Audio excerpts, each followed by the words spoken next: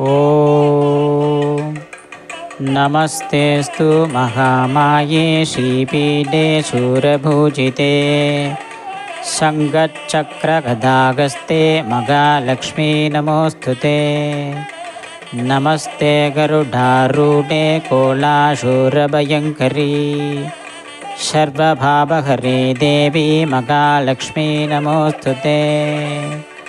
सर्वज्ञे सर्ववरदे सर्वदुष्टभयङ्करी सर्वदुःखहरे देवी महालक्ष्मी नमोऽस्तुते। सिद्धिबुद्धिप्रदे देवी मुक्तिमुक्तिप्रदायिनी मन्त्रमूर्ते सदा देवी महालक्ष्मी नमोऽस्तुते। आद्यन्तरहिते देवी आदिशक्ति महेश्वरी योगज्ञे योगशम्भूते महालक्ष्मी नमोऽस्तुते। स्थूलसूक्ष्ममहारौद्रे महाशक्ति महोदरे महाभावहरे देवी महालक्ष्मी नमोऽस्तुते।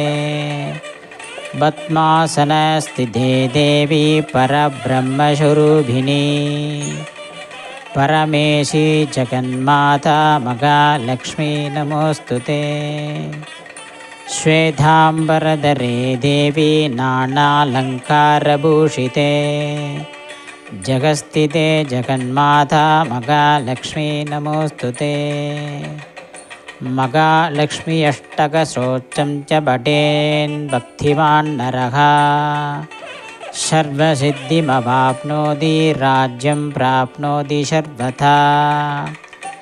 एककाले पठेन् नित्यं महाभावविनाशनं द्विकालम्य पठेन् नित्यं धनधान्यसमन्वितका त्रिकालम्य पठेन् नित्यं महाशत्रुविनाशनं महालक्ष्मी भवेन् नित्यं प्रसन्नवरदा शुभा। ॐ महालक्ष्म्यै नमः।